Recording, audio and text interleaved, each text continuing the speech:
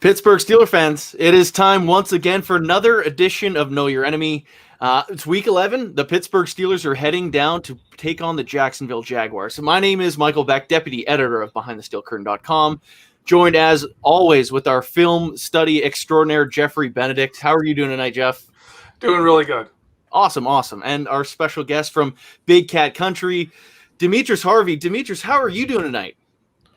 I'm doing all right. It's been a busy day, but, I'm here. I'm here to break down the game. Oh, yeah. I think we're very excited to break down this game. I'm hoping your side is as well, not to throw any salt in the wound right now, but what's the overall vibe in Jacksonville with a 1-8 team? Yeah, it's a 1-8 team. There's really not much of a vibe per se. It's just impending doom. It appears that most of the fan base, clearly they just want to tank. They want to get the highest draft pick as possible so that they can pick a quarterback, which is understandable considering how Gardner Minshew has played. But pretty much the entire fan base is ready for the season to be over. I'm ready for the season to be over personally, just in covering the team. It's been a long, grueling season, obviously with the COVID issues, with coronavirus, with all of that, and then the fact that they're losing so much. It's just hard to say the same thing over and over again. So basically, it's just impending doom and ready for it to all be done with. That's pretty tough. Like in a lot of those senses, I think we for sure feel the same way. I think the only difference is the Steelers continue to win, which I think has been a pleasant surprise on our behalf. But Jeffrey, I see you laughing there. This game, though, the Steelers have struggled with the Jaguars recently. Mm-hmm. And I'm curious your thoughts, Jeffrey, whether or not you think this is going to be one of those games where they just have the Steelers number again, or if the tide finally turned in 2018 with Ben Roethlisberger barely crossing the goal line. It's going to be competitive, more competitive, I think, than Steeler fans are going to be okay with. Jacksonville's been competing. They are a competitive team. They're just not a team that has managed to get the score on the right side of the scoreboard. So it's going to be more competitive than people like, but I think the Steelers are still going to win this. Yeah, no, it'll be interesting to see how the game plays out because of what you said. And Demetrius, the Jacksonville Jaguars really pushed Aaron Rodgers and those Green Bay Packers to the limits last week. Was that something that you kind of expected out of this team and just a scrappy bunch, or was that something that kind of caught you off guard? Well, over the past few weeks, they've been playing hard. Basically the entire season, they've been a hard fighting team. It's not as if they've all rolling over and died. The tanking and all of that stuff comes from the outside going in, not from the inside going out. The Jaguars themselves aren't tanking. Their players are playing as hard as they can. The coaches are coaching as hard as they can. They just can't seem to win. They brought Aaron Rodgers within maybe a few minutes of him losing that game in terms of the Packers losing. It was 20-17 at one point. The Jaguars were winning. The Jaguars forced them to go 3 and out a few drives in a row to start the game. It was a competitive matchup and probably one of the most competitive games of the week last week. So it's not as if the Jaguars are simply dead in the water and they're not going to be able to even muster up a drive against a team. It's just that they just haven't been able to win. And that's kind of what you would expect with a young team, a team without its starting quarterback right now, Gardner Minshew. If anything, you can expect this game, in my opinion, against the Steelers. Obviously, they always play the Steelers very well. It could just be a very competitive matchup that just doesn't go the Jaguars' way yet again, or you never know, I guess, in this season. Yeah, no, it's one of the things about the NFL. And Jeffrey, Coach Tomlin earlier today was kind of asked about trap games, and he of course his classic comment, kind of brushing it off, saying it's not the Big Ten versus the MAC. I'm curious your thoughts on that kind of comment that Mike Tomlin said earlier today, and whether or not you agree with him. I definitely agree with him. There's professionals on every side. You can look at the players on Jacksonville and be like, who's that guy? Jake Luton threw for a ton of touchdowns and like 3 interceptions his senior year in college. They're guys who play football. They're professionals. I loved, as for the exact comment, I loved Mike Tomlin comparing the Big Ten and the MAC. Purely because of the number of Big Ten and MAC players this team has. We've got like 13 players from the Big Ten, and we have, I think, one of the top 3 most MAC players in any NFL team. And my favorite one is just the defensive captain, Cam Hayward's from Ohio State, and the offensive captain, Ben Roethlisberger, is from Miami of Ohio. So, he's just stirring up trouble. He's stirring up a little, feistiness amongst the group, seeing if he can get people going a bit before this game. Because if you walk in unprepared, you'll lose. It's the NFL. You can't walk into a game not ready to play or taking it lightly. You will lose a game. So I loved the comment, and he's right. It's not that level of disparity between talent. It's more how well a team plays together and how many true stars you have is the big difference between teams in the NFL. Right now, Demetrius, Jeffrey brought up Jake Luton, and I'm just curious your thoughts and your confidence level of him as a quarterback in the NFL. Yeah, so his first week was actually incredible against a division rival in the Houston Texans. He went, I believe it was 26 completions, over 300 yards, a touchdown. He did throw an interception. So I think that gave the fan base sort of hope, maybe the coaching staff a little bit of hope too, because they've seen this guy.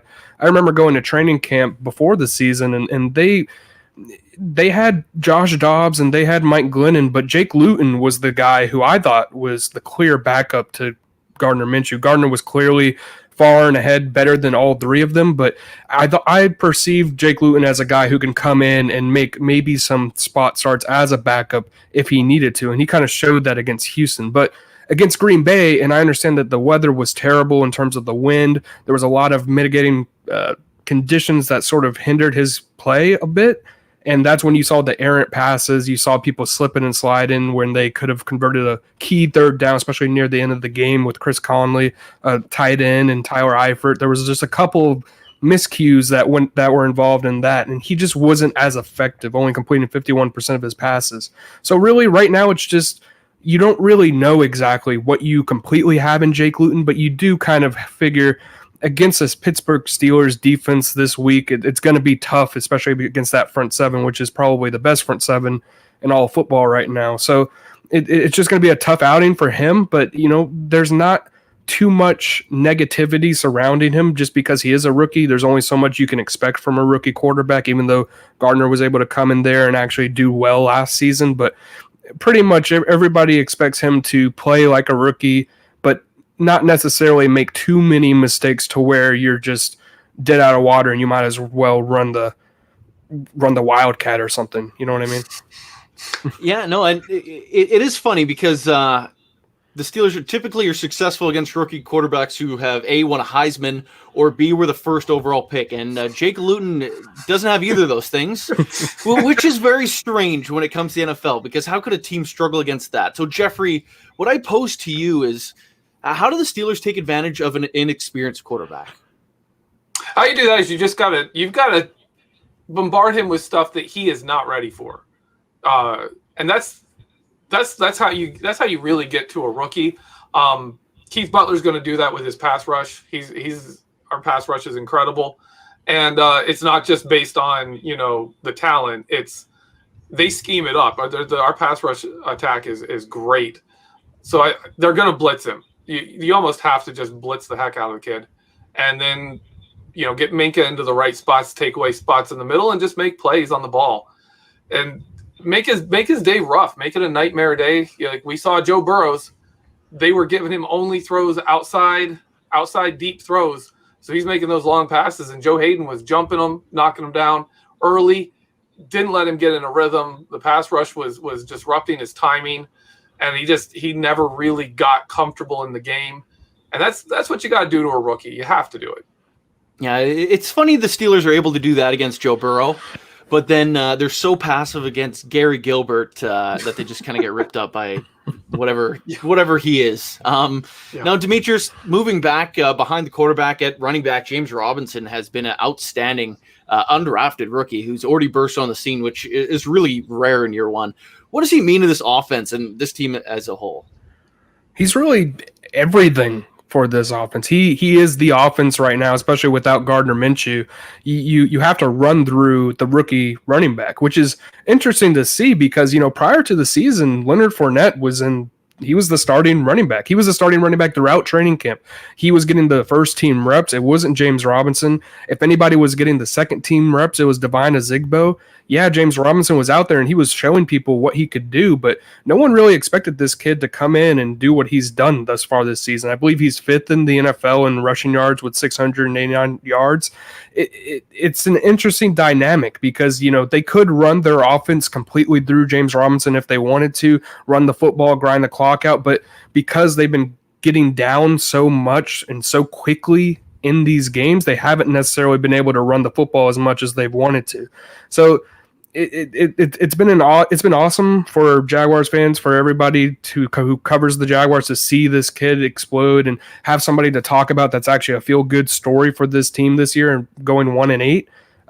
He really is pretty much everything you would want in a running back, and kind of, gives another, point to that narrative of you can find a running back anywhere. Undrafted guy out of some school in Illinois, and you don't really know much about him, and he's coming in, didn't really do much at the combine, but he can come into the NFL and actually have a great season. So that's pretty much what the Jaguars are hoping to get out of him throughout the rest of the games this season, just to continue his development, continue to run their offense through him as much as possible, and just get out there with at least have some diamond that they found.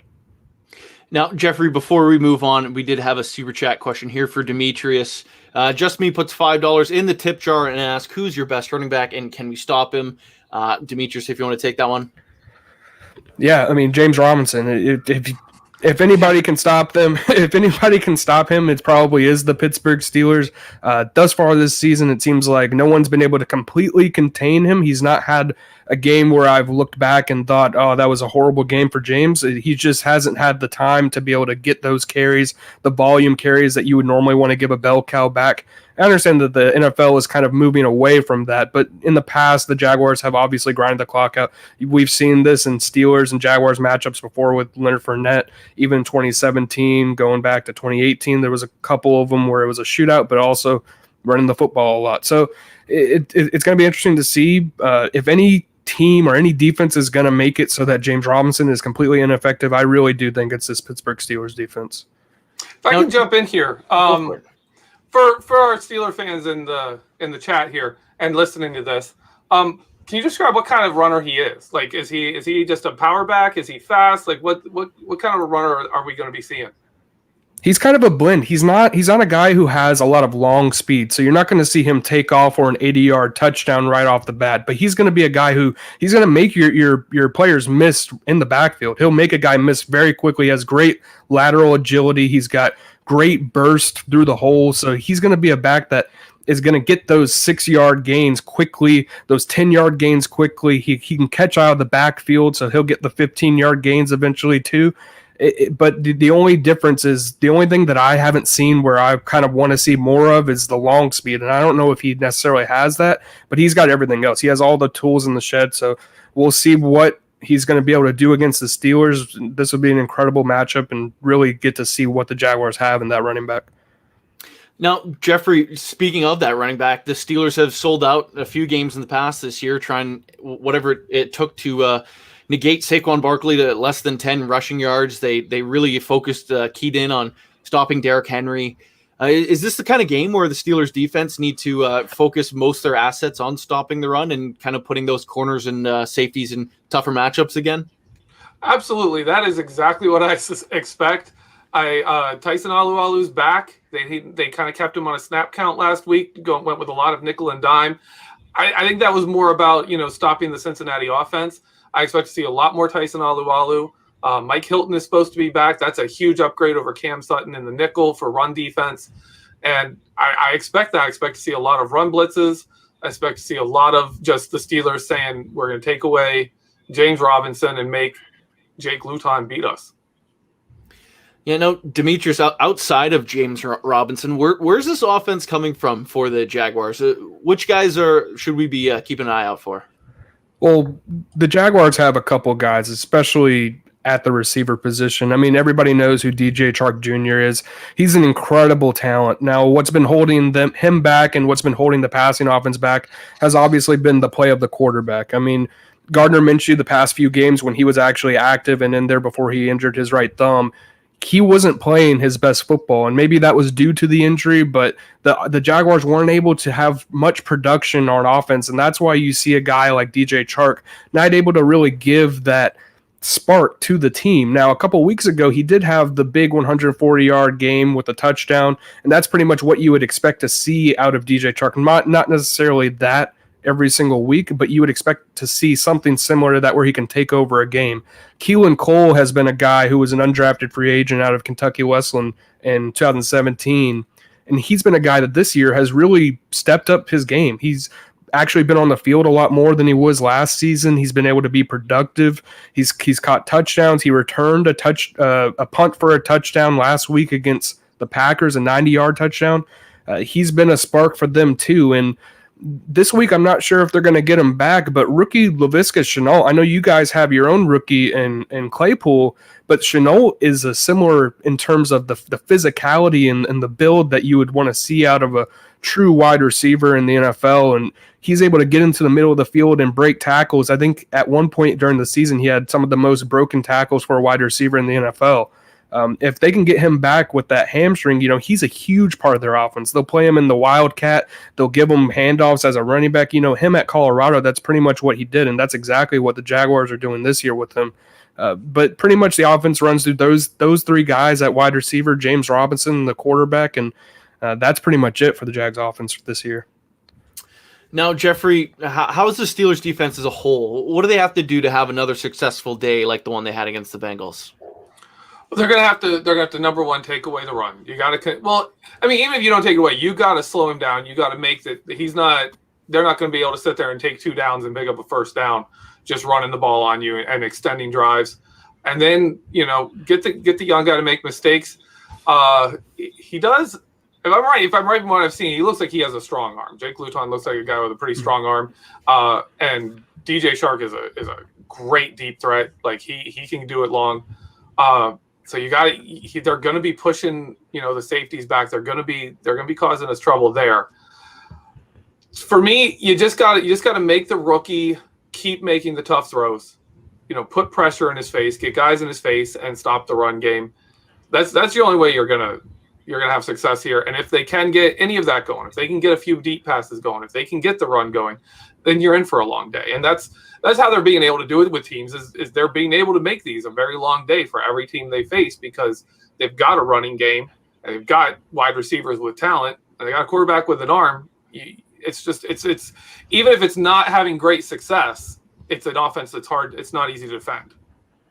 Now, Demetrius, we haven't really talked much about the Jaguars' offensive line yet. Is this a group that you think can keep a pass rush of T.J. Watt, Cam Hayward, and Bud Dupree and Stephon Tuitt in check?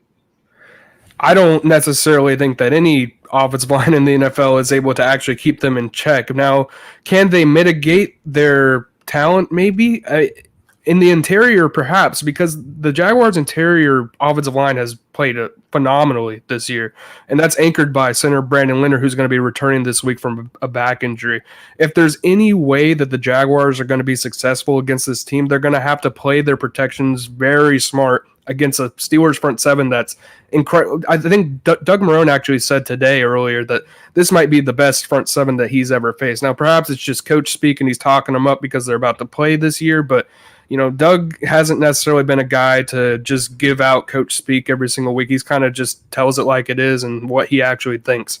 And I kind of agree with him. I mean, Bud Dupree, TJ Watt, those guys are just insane athletes, insane pass rushers. And you're talking about guys like Cam Robinson, who's playing a lot better than he played last year, but he still has some struggles, and he still has a little bit of an injury this week.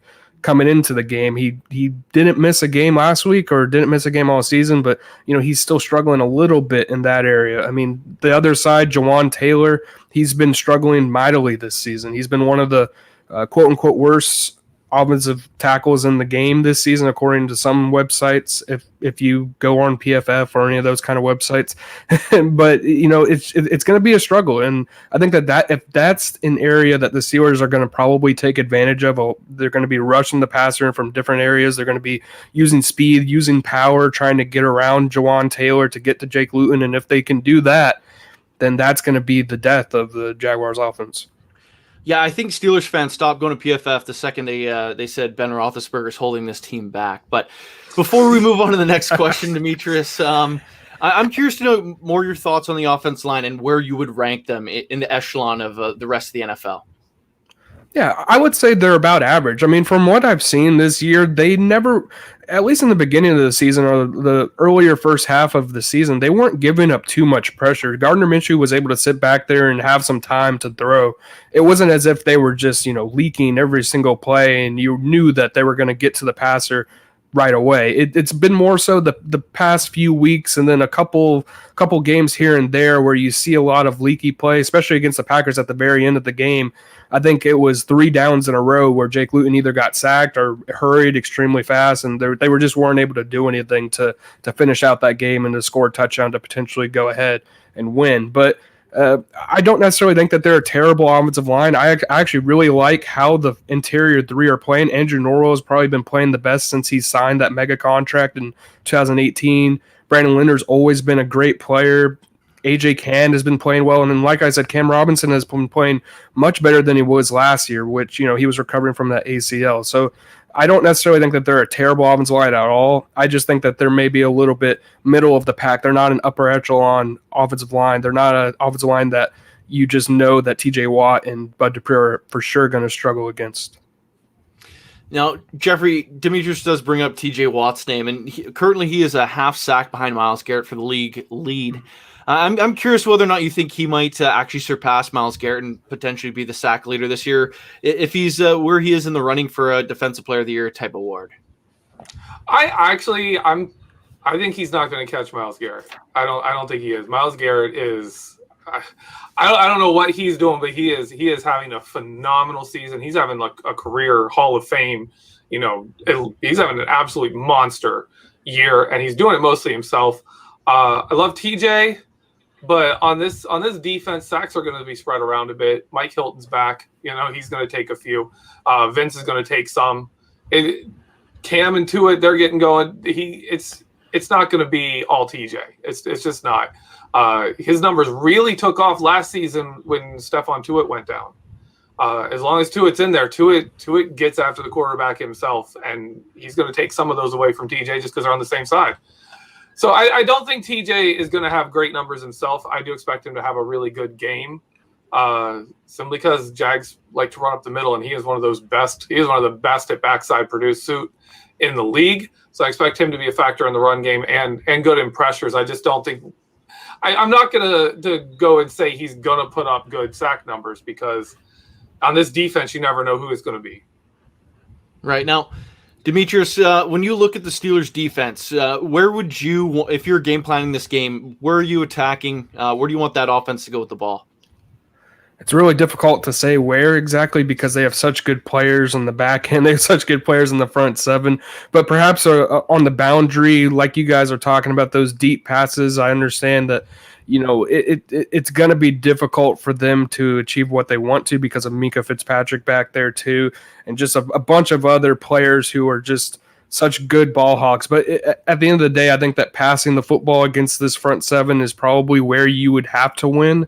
It's difficult to say regardless because of the pass rush, because of how well they should be against the run. But if that's an area that I think that they should attack early, they should just test it out and see what Jake Luton and DJ Chark can do, try to catch the Steelers maybe sleeping. I think that that's something that they tried to do against the Packers, where the Packers came into the game and the Jaguars looked like the actual team that wanted to play, and the Packers looked like they thought, oh, this is just the Jaguars, so whatever we have to do, we're going to do it. They ended up winning, but at the end of the day, they didn't seem like they were playing as hard. So they're going to try to do the same thing against the Steelers. I think they're going to try to come out fast. Jay Gruden has always wanted to come out of games very fast, try to get the touchdowns early, but I guess we're going to have to find out. It's going to be a difficult day if the Steelers come to play. Now, Jeffrey, when you look at that Jaguars defense and you just look right across it and how they kind of play the game, is there something that scares you from that team that you're like, all right, if they're successful at blank, they can win this game? Not really. Like it's rough. It's a rough defense. There's a few points where you say they could get stuff going. I mean, they brought in Joe Schobert to kind of give them some balance on the from their linebackers. He has always had good games against Pittsburgh. He has 6 games against us and 4 turnovers in those 6 games. That's not bad. He always seems to be a difference maker in those games, so he could have a big part to play. But it's hard. It's hard. That defense is in pretty bad shape. Now, before we flip over the second half here, just quickly ask about the rookie receivers on either side. Demetrius, I'll ask you first. At this point in the year, if you had to just take one of either Laviska Shenault or Chase Claypool, who are you going with? Ooh, that's tough. And I'm trying not to be biased here. I really do like what Claypool provides, especially in the red zone. I mean, this guy, I feel as though I do like Laviska Shenault. He's a great receiver. He can provide so much versatility on your offense. But when you have a guy like Claypool who has the speed, the hands, the size, the strength, I just feel like he's more of a guy who can take over a game and absolutely dominate. And maybe that's perhaps because we haven't necessarily seen what exactly Shenault can provide. He's been in there for a bunch of games, but he hasn't necessarily been a guy who's they've heavily targeted, especially in the second half of games, and then he got injured. So if I had to decide right now, I would probably mortgage my future more on Claypool than on Shenault. Jeffrey, I'm posing the same question to you, Claypool or Shenault? I'm taking Claypool. But Shenault reminds me a lot of Juju Smith-Schuster and James Washington.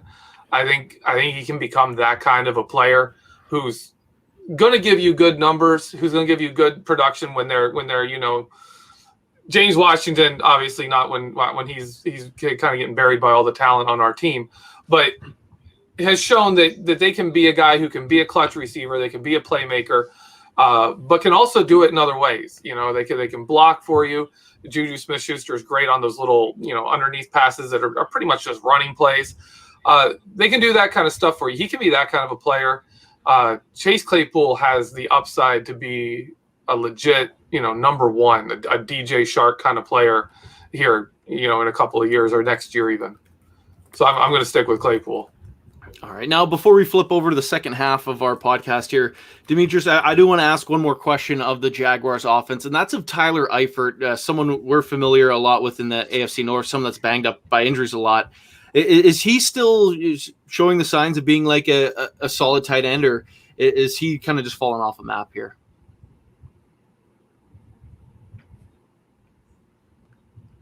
Did you get that, Demetrius? Right, that's it. Hold on. Okay, no worries. We can flip over to the second half here while we figure out our technical difficulties. But just before we flip over, as usual, you are listening to Know Your Enemy from Behind the Steel Curtain. We are still hanging out here with Demetrius Harvey from Big Cat Country. Just hanging out, having a good time, talking Steelers Jaguars, this upcoming matchup for Sunday.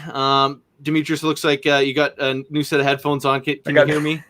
I got a new set of headphones that they're taped up. I'm ready to roll. Oh, it's all good. It's all good. Yeah.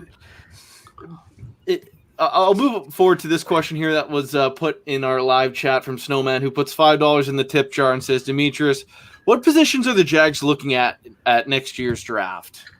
Absolutely, it's going to be the quarterback position. And, going into the season, people were thinking maybe Gardner Minshew is going to be the guy. Maybe he's going to be somebody who you can depend on, and he might be the future at the position. Obviously, he gained a lot of respect through the media this summer and before and during the season. Minshew Mania was taken off, but that kind of has fizzled out. That's kind of gone and over with, especially now he's injured. It just hasn't been the same. And, they're a 1-8 team. Usually when teams are very bad, it's, typically because of the quarterback position. And then if they're in position to take a quarterback at either the first overall pick or the second overall pick, then that's where they're going to go. That's the key position that everybody assumes that they're going to take, and I think that is what they're going to take. All right. Now, Jeffrey, looking over at the Steelers side this year, Ben Roethlisberger today was named AFC Offensive Player of the Week. Also picked up the FedEx Air Player of the Week award. I think that's given out across the entire NFL, voted by the fans.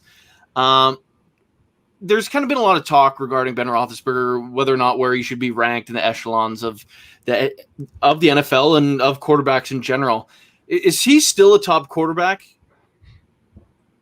I think he is. Right now, he's playing some of his smartest football. And I think in this last game, we really saw him feel more comfortable with his physicality in the game. He was moving in the pocket more like old Ben that we're used to, less like kind of the statue that he's been. He's played very smart football this season, but he hasn't really looked like himself, is how I would put it. It's hard to really navigate, but he hasn't really looked like he's fully back yet. And this last game, he had those throws. He had those moments. He had a play where the play he threw back, he like kind of jumped and spun and threw back over the defense to James Washington in the middle. He actually changed James Washington's route in the middle of the play. James Conner was coming through the line to slip out, and he's looking for that. And a linebacker absolutely just clotheslines James Conner, knocks him flat on his butt. And Ben Roethlisberger sees this, rolls out, like makes this quick motion to James Washington to go there. James Washington goes back, stands in the middle of the field, and looks like he's completely confused. Like, I don't know what I'm doing here. While his quarterback is running out to the right. And then Ben, like, flips, turns, throws it back to him, and James Washington's like, oh, catches the ball, and then, like, gains 14 yards on a 2nd and 16. I watched that, and I was like, holy crap, that's Ben Roethlisberger. Like, finally, it's not Ben Roethlisberger that's sitting there making quick passes with good form and, like, great footwork. No, Ben Roethlisberger's the guy who's, like, everything goes wrong, and you just make some crap up on the fly, just wave a hand that way and go this way and throw over the defense. That's him. And if that could just be, it's Cincinnati, it's an Ohio team. I mean, with that win, he's now 50 wins, 9 losses, and 1 tie against Cleveland and Cincinnati combined. Like, this, it's absurd. Only Tom Brady has a better record against 2 teams than Ben Roethlisberger does. It's ridiculous. That could just be it's Ben against Ohio, because he always does good against them. But it also could be that he's starting to come back. That this is, it's been he missed a year, didn't really have a full off season, didn't have preseason. He's kind of worked himself through the preseason, working himself through early season. We're kind of starting to see mid-season form Ben. Now, that's my hope. It looks like that on film, man. That last game, the film is great on Ben. It was a fantastic game. Demetrius, I'm curious to your thoughts on like watching Ben and him in this matchup. Just specifically, he's been doing a lot of things that have kind of been noteworthy across the NFL. Like he's basically calling up plays, like literally drawing them in the dirt in the huddle, and say, "Hey, you run this, and I'm going to throw the ball here, or I'm just going to." It's like I don't know how many other players in the NFL can get away with this. If I can get on a tangent for a second, because it's just very strange. I feel like a lot of players would be cut before they're allowed that kind of responsibility. But in this matchup, what do you think of the Jaguars defense going up against Ben Roethlisberger? Well, I mean, in the past, I would say that they could have success against Ben Roethlisberger, even in his improvisation and kind of running around, throwing it wildly, because we've seen that in the past where, he might do that, and then against an opportunistic Jaguars defense, at least in 2017, some 2018, they were able to get some picks on him. Jalen Ramsey, obviously, there's a bunch of guys back in that back 5, back 7 for the Jaguars. But now, obviously, it's a little bit different. This is a team where if the play does break down, there's not necessarily one guy on the team besides maybe Miles Jack, I would say, who's probably been playing as one of the best linebackers in the NFL. He's kind of gone on under the radar a bit nationally because the Jaguars are 1-8, but he's their rock right now. They switched him to outside linebacker, weak side linebacker specifically, and he's been probably the best player on their defense. But against a Ben Roethlisberger, who's like Jeffrey said, he's playing out of his mind. He was able to do what he did last week against an Ohio team, but it is what we have seen out of Big Ben in the past, however many years. We've seen him running around, drawing up plays in the huddle, doing whatever he can to get a first down, get a touchdown. So against a young Jaguars defense, they could struggle against a guy like that who they might see a different thing, and then Ben will just throw the other direction. And they thought that they were playing their fundamentals, where against Ben, you kind of just have to keep an eye on him and make sure that he's not doing anything crazy, make sure that there's not guys right behind you that are going to be open, and you don't think that they're open, but Ben thinks that they're open, and then they catch the ball right behind you. So it's going to be interesting to see what happens this weekend, but I do think that he can have a lot of success against this young Jaguars defense. Now, Jeffrey, when you look at the stats for the Steelers offense, you look at all the receivers, the running backs, tight ends, it's really kind of interesting how like evenly distributed the ball is. Are you kind of surprised by this? Because the Steelers historically usually lean on one or two players way more heavily than the rest of the guys throughout the offense. Is this something that you kind of expect out of Ben, or was this something that caught you off guard? The only part of it that surprises me is I really expected – I think we talked about this before the season started. I really expected him to lean heavily on Juju Smith-Schuster early in the season. And that started to show up, and then Juju had that knee injury that was and his production just fell through the floor. And he seems to be back healthier now, but Ben is spreading the ball all over the place. I did kind of expect that. We saw in 2018 Randy Fichtner and Ben Roethlisberger that they were kind of leading this offense towards a direction where they could take any receiver in any matchup given. And famously, Antonio Brown was not okay with that. And that kind of had to change because the offense wasn't working because you have this great talent who's just not getting the ball. But I kind of expected the spread around, not quite to the level it's been. Really not to the level it's been. So it's been kind of impressive, and it makes it really hard to stop because a lot of teams are sitting there looking at this team, and the Steelers are like, so who's your fourth best cornerback, and can they cover it? And how good can they cover guys in the slot, because they're going to be doing it. We're going to be testing them. We're going to be putting them out there. Steelers go 5 wide. They can go empty set and have Eric Ebron, James Washington, Juju Smith-Schuster, Chase Claypool, and Deontay Johnson. Those are your 5 players. They can throw in Ray McLeod. How many defensive backs do you have? Because we've got 6 receivers. Yeah, and Demetrius, I'm curious the Jaguars defense on a whole this year, as a whole, when we look at the Jaguars Steelers matchups in previous years, a lot of those names aren't there anymore, like Calais Campbell, Yannick Ngakoue, Jalen Ramsey. The list really has gone on from the players that have kind of been moved out here. What's this defense looking like now? And is it anywhere near the level of that of those 2017, 2018 defenses? Right. It's completely changed now. I don't know if you guys have probably seen the picture of all 5 of the Jaguars defensive backs against the Steelers back in the day when they won that game. All of those guys are gone. We actually joked around about it with AJ Boye last season. We told him, now that Jalen's gone, you're the last one standing from that picture. Now he's gone. So the Jaguars went out and they drafted a guy in CJ Henderson out of Florida who has come in and, he's played well at times. He's not necessarily been the 9th overall pick you would necessarily want him to be so far. He's played up and down. Some games you say, oh, well, there he is. That's what you drafted.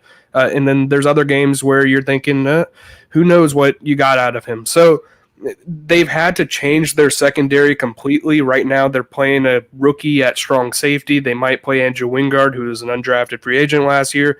They have a guy in Jared Wilson, who was an undrafted free agent a few years back. On the other side, they have Sidney Jones, who was a street free agent from the Eagles. They just picked him up during the season. He's played incredibly well. Actually got a pick on Aaron Rodgers last week. So they have some players, but this is not the same defense that was there from 2017, especially on the defensive line too. Like you mentioned, Yannick Ngakoue is gone. They had to trade him prior to the season. They traded Calais Campbell, surprisingly. Malik Jackson's gone. Everybody pretty much is gone on that 2017 defense besides Myles Jack right now, at least in terms of the starters. So it's completely different, and they've had their moments of shining at times, especially in most recent weeks, but it's definitely not the same dominant defense where you're expecting turnovers, you're expecting to stop the run game instantly. It's going to be a challenge for them. Now, we got another super chat. Just Me puts $2 in the tip jar, and she's asking if the Steelers are able to run up the middle, who's going to stop them? I suppose that's going towards if James Conner is able to get going in the running game. How could the Jaguars defend against that? Yeah, they have Miles Jack. Like I said, he's really has been an incredible player against the run and the pass this year for the Jaguars. They finally are playing him in his more natural position. Joe Schobert, while he's come in as a high-priced free agent, he hasn't necessarily been the guy that everybody would want to, have him play at. He hasn't been the same player that you saw with the Browns. And now I think that's more of a schematic thing, that what the Jaguars run, because they run a more of a Seattle Seahawks scheme where you kind of need that Bobby Wagner at the middle linebacker position or it's not going to be successful. But he's able to get in there against the run. Josh Allen is incredible at defensive end. When he's healthy, he's able to defend the run, but it's going to be a tough challenge. They've been better against the run recently, but it's not as if they've been dominant. So we're going to see. Taven Bryan hasn't necessarily been the guy that they wanted out of a first-round pick, especially considering who was left on the board. So it's going to be a challenge, but I do think that the Jaguars, if they do have some sort of resiliency, it's in that kind of middle area of the field where the second level with the linebackers are at. I can jump in there. How is the rookie Davon Hamilton? How's he doing? Yeah, actually, I didn't bring him up. I'm glad that you did. He's been playing incredibly well over the past few weeks. If anything, I mentioned this on Twitter the other day, and I know that Derek Brown's playing decently better than he was in the beginning of the season, but he's pretty much providing the same amount of production in terms of a run stopper. I mean, you have the Carolina Panthers who took him 7th overall. You have the Jaguars who took Davon Hamilton in the 3rd round. I don't necessarily see a big difference between the two. He actually got his first sack last week. He was able to get a couple more pressures on Aaron Rodgers. I think he's been playing incredibly well, and that's going to be another guy that James Conner is going to have to run through and see if he can beat him. But that Steelers offensive line has always been pretty solid. We'll see how he stacks up against them. I think that ultimately, though, Hamilton's been playing out of his mind, exactly what they wanted out of a 3rd-round pick.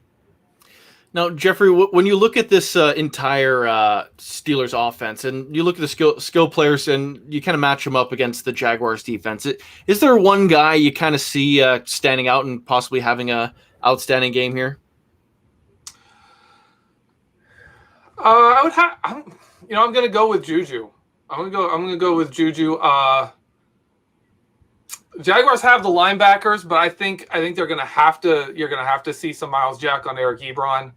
And that's gonna leave Juju underneath in pretty good situation. The Steelers are getting their underneath passing game back going again. I really do expect if the game is getting a little more lopsided, then I'll expect to see exactly what we saw last week, which was Ben Roethlisberger forcing balls to Chase Claypool deep, trying to get that timing down that has eluded them recently. But if it's a tough game, if it's a tight game, if it's a competitive game at all, I really expect to see Juju Smith-Schuster getting a lot of action. Now, Demetrius, I know you're kind of tight for time here. I got a couple questions for you before you get out.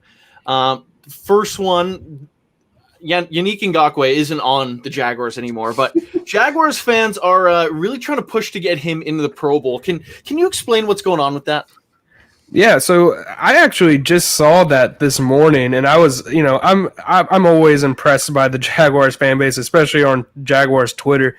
They've always find ways to surprise me again. But basically, they went on Reddit. I guess a guy on Reddit who's a Jaguars fan, he went and got the Green Bay Packers, the Chicago Bears, even the New Orleans Saints, everybody from the NFC North as well.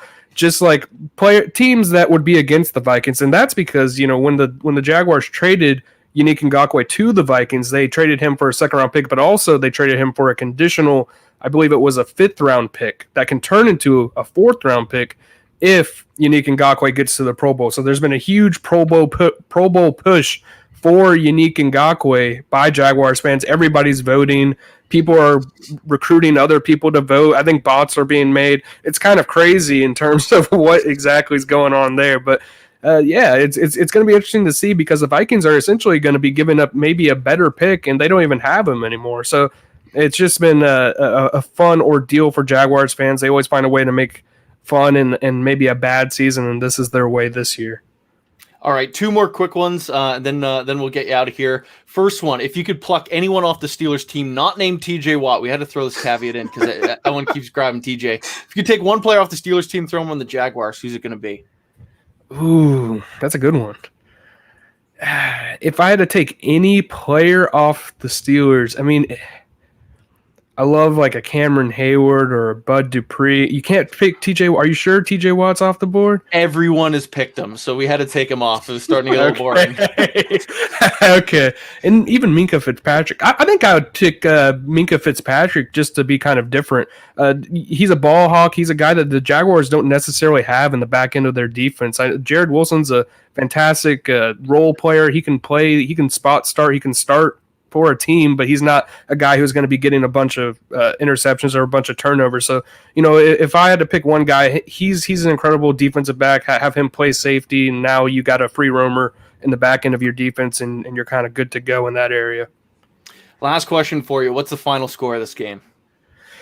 I've been picking against the Jags for a few weeks in a row now. I'm going to still pick against the Jags, but I do think it's going to be a lot closer maybe than maybe others would predict. Maybe like a 24-14 game, kind of weird showing from the Steelers being in Jacksonville. Maybe the Jacksonville Jaguars Pittsburgh Steelers rivalry kind of continues in that aspect. It might be close in the beginning, and then kind of at the end you realize that the Steelers are just going to win. But I think it's going to be about 24-14, something like that. Awesome. Now, Demetrius, as you go out, is there anything you want to plug? Oh, yeah, just you can find me on Twitter at Demetrius82. I cover both the Jacksonville Jaguars and the Florida Gators. I cover the Florida Gators for allgators.com, Sports Illustrated's Gators website. You can check that out there. If you do like the Florida Gators, I'm not sure how many Gators fans you have up there in Pittsburgh, but and just some Jaguars content. If you care about the Jaguars or care about the NFL, just check me out there. Awesome. Demetrius, thank you so much for your time. Demetrius Harvey of Big Cat Country. Thank you again. Appreciate it. All right, Steelers fans, that was Demetrius. That was fun. Jeffrey, what'd you think of our chat? That was good. It was a good chat. I also want to throw in, while we were talking about Yannick Ngakoue, that when they traded him to the Ravens, it was for a 3rd-round pick and a conditional 5th-round pick. I tried as hard as I could. I could not find what the conditions on that 5th-round pick were, but it's quite possible, seeing what the Minnesota Vikings already had, that they matched that condition to their own 5th-round pick in it. And it's quite possible that if Yannick Ngakoue makes the Pro Bowl, it could be the Ravens' 4th-round pick instead of their 5th going to Minnesota to make up for the fact that they're losing a 4th-round pick in the same thing. I can't verify it, but it's worth a vote. I mean, he also plays defensive end, and the only Steeler eligible for defensive end is Stephon Tuitt. So go ahead, vote for Tuitt, vote for Ngakoue, and let's see if maybe we can hurt the Ravens in the process. Oh, I love that. I'm not much of a Pro Bowl voter. Like I try to get my guys in, but I'm going to go do this immediately here after we're off the air. Try to help the Steelers up by stealing a pick from the Ravens. Goodness gracious. Yeah, the Ravens do good in those middle rounds too, so that'd be a great one to move down. All right, keep that in mind. So if you're listening to this, make sure to do this after the fact. Get Yannick Ngakoue into the Pro Bowl. When you look at this matchup, Jeffrey, is there really any chance that you see the Steelers lose this one? All right, this is what I always do. I look at it and I say, okay, if I wake up Monday morning, day after the game, and the Steelers have lost, how does it happen?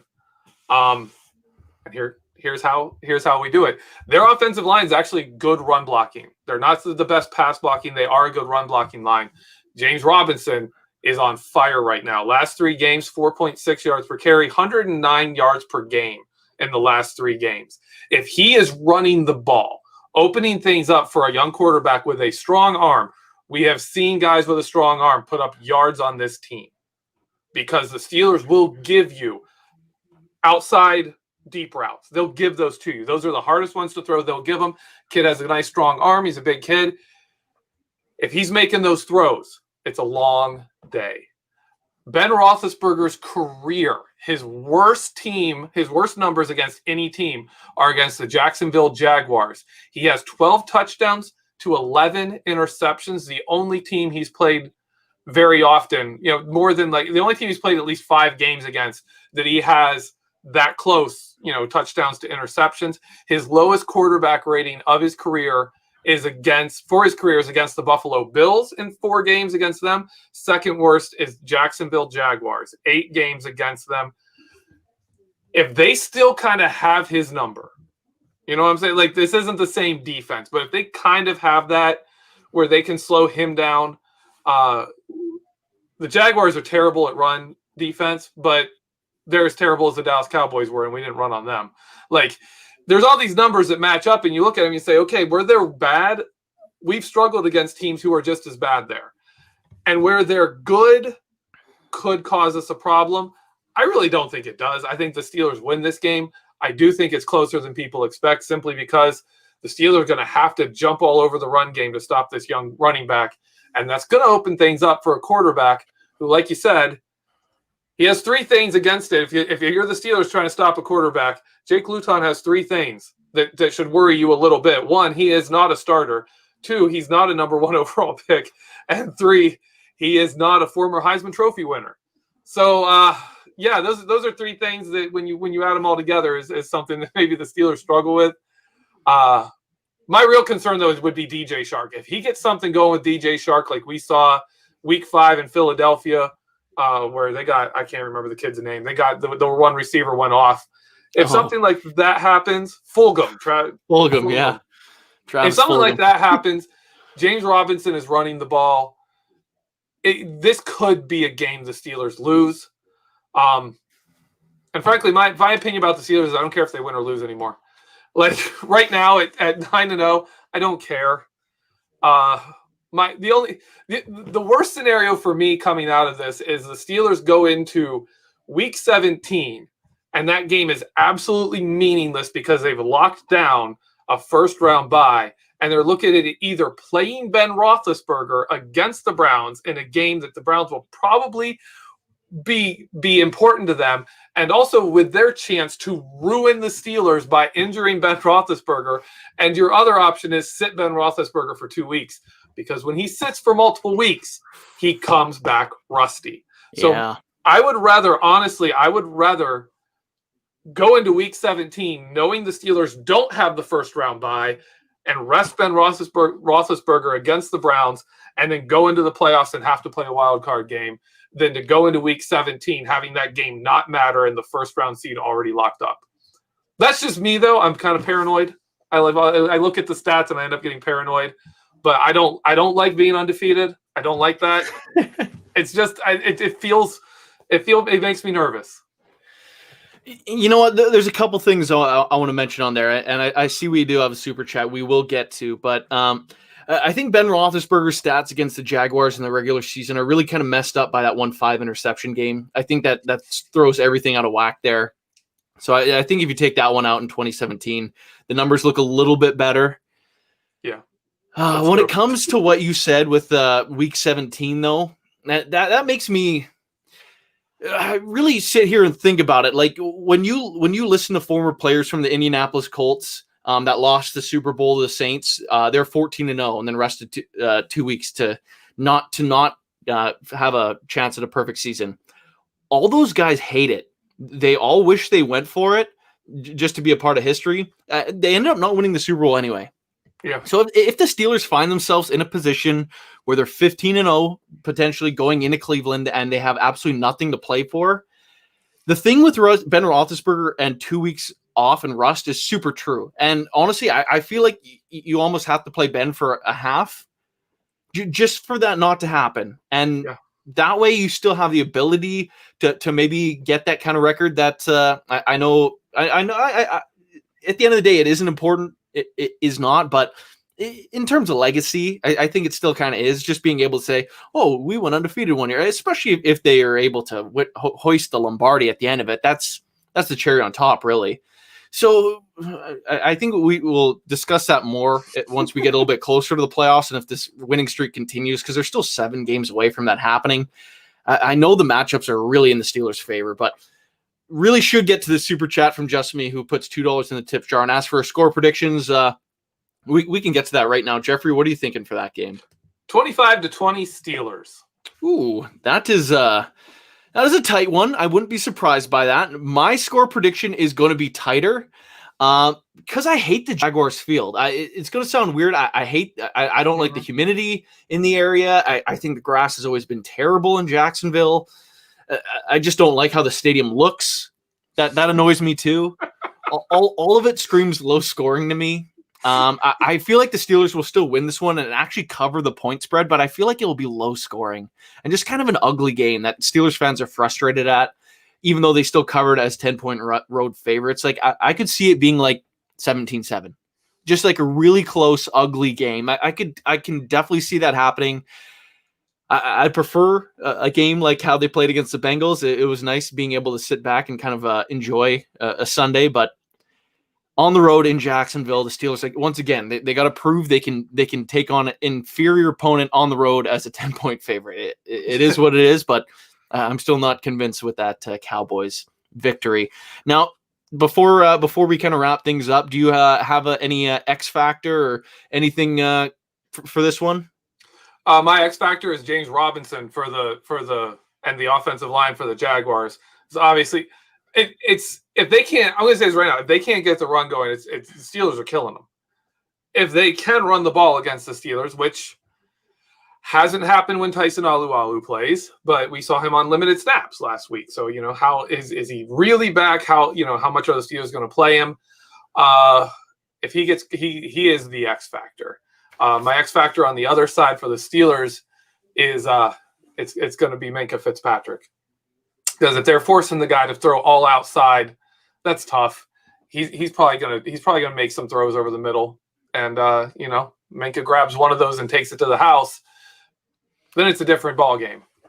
Yeah, a pick six, when you look at the stats in NFL history, a pick six virtually guarantees you victory. It's something ridiculous. Like if you pull one of those out in a game, you're winning like 90% of the time. So if that happens, I'm like firmly in the Steelers' favor. And for me, I think the X factor in this one, I'm actually going to throw in Ray McLeod. He's been close to breaking a few ones. Are you disappointed he didn't take No, go ahead. Ray has been outstanding this year, and honestly, Ray has been one of my favorite players to watch. He's just electric, and something the Steelers have been missing for a long time. So I think if Ray can help win that field position battle in that gross grass, like I was saying in Jacksonville, I think that's going to go a far way to victory. Now, I bring up that name. That was a big reaction. I'm curious what's going on with Ray McLeod. No, as soon as I gave my picks, I was like, oh, man, I should have said Danny Smith. I was going to say Danny Smith and the special teams, because the Steelers' special teams dominated that Bengals game. The Steelers' offense really wasn't as good as they looked, and the Steelers' defense wasn't really as good as they looked in that game.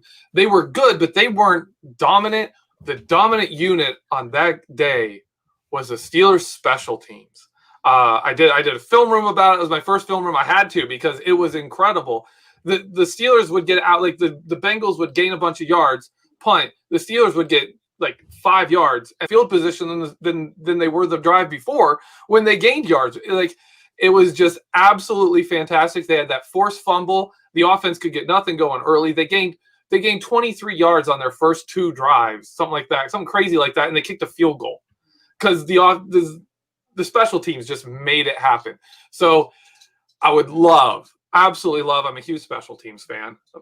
So I would absolutely love to see Danny Smith and the Steelers special teams pull another game like that and just make it a non-factor, make the Jaguars in a hole every single time they get on offense or defense. They're just in a bad spot because the special teams are winning. Now, there's a couple things that jump into my mind that I want to talk about before we get out of here. Quickly, just a statement. I feel like the Steelers are saving up some crazy trick play or something, just pulling out of their arsenal for the Ravens game at home on Thanksgiving, a short week. I feel like that's an inevitability. I think that's coming. But on the same note as that, 2 weeks in a row, the Steelers have been challenged with a special teams fake. And Mike Tomlin's noted that this team's getting punched in the mouth each and every week because they're the top dog in the NFL. Do you suspect that something is coming against the Jaguars again, and Steelers basically got to be prepared to, no matter who the opponent is, something wacky is going to happen? Oh, absolutely. Absolutely. I expect something on special teams, and it'll probably work because you can't cover a full field lateral. You can't always be prepared for a punt fake. It's just hard. So, yeah, I think they'll get something, and I think we'll see it on their offense. I think they will come up with something after Luton had a rougher game this last time. Maybe it's, the young, like you talk about the young wide receiver, the rookie wide receiver playing Wildcat. If he's back, you could see some tricks in there. There's a lot of things you could see that they really would throw out here. I also should bring up, they are number one. If you go by drive, if you go look at drive results for percentage of drives that end in a turnover on downs, number one in the NFL. They have ended 11 drives with a turnover on downs. They go for it on fourth down a lot. One of the nice things about that is the Steelers are the number one team in fourth down conversion defense. Number one in the NFL. The 14 times teams have tried it, they've converted twice. Wow. Now, we did have a super chat, so we should answer this one before we get out. I think we should both take a stab on this one. I believe this is Occam's OX asking, what kind of trouble are the Baltimore Ravens or Tennessee Titans in if they lose on Sunday? Of course, they're playing one another. I think for me, looking at the Ravens, if they are to lose, I think the Steelers just win the AFC North. If the Ravens lose again this year, that is outside the Steelers game, because that one just pushes it over the top for me. It's over. The Ravens basically have to win out at this point. Tennessee, I think a loss for Tennessee, that loses them their division too. I think Indianapolis is just going to run away with it. So whoever loses probably loses their division. That's kind of what I'm thinking. What are your thoughts on that one? I think both of them are kind of frauds. They're not really that great at teams. Teams have solved Baltimore's offense. They've got to figure something out. They got to get some wide receivers because they can't just manufacture yards anymore. They're going to have some wide receivers win some matchups, or that offense is not really a thing. Tennessee is kind of a sham now. Like they win games through controlling the ball, and that's it. That's how they win games, is by dominating time of possession with their run game. So to me, the team that loses that is over. Like, really put a fork in them. Their real shot at contending is done.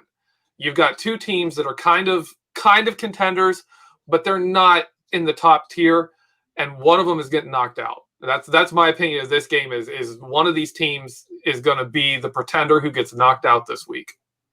We got one more super chat. I really want to make sure we get to all these before we get out. Crazy Blue 223 puts $5 in the tip jar, saying the trick play on Thanksgiving, jet sweep pass by Claypool for a touchdown. He's left-handed. Jeffrey, you know this from the live chat or our BTSC chat, because once again, Chase Claypool and I played in the same BC High School Football League, recruited to the same university I played for, watched a lot of his film. He's got an absolute cannon. This was a secret that I've been holding close to my chest, but if it's going to get thrown out there, I might as well throw out there that I do predict this is coming as well. In high school, this kid could throw the ball 50 yards on a dot. So I think that trick play is coming. Is there anything you want to add to that, Jeffrey? Well, I'm actually going to ask you, who's he throwing it to? Ooh, that is tough. He's got a cannon. Ray Mcleod. I feel like that would be Chase Claypool to Ray McLeod. Could you imagine? If I call that, I deserve something, but I'm not going to get anything. On Thanksgiving, third quarter, 3 minutes, 38 seconds left in the quarter. If I call that, I'm just buying a lottery ticket. That's Chase what's going to come down to. Touchdown pass on a jet sweep to Ray McLeod. You heard it here first, folks. Thanksgiving. Just make it so specific. It's just impossible. But well, hey, wide receiver passes for touchdowns have a great and storied history in Steelers lore. And remember, the year we did that in the Super Bowl, we did it against the Browns earlier that season in a big game.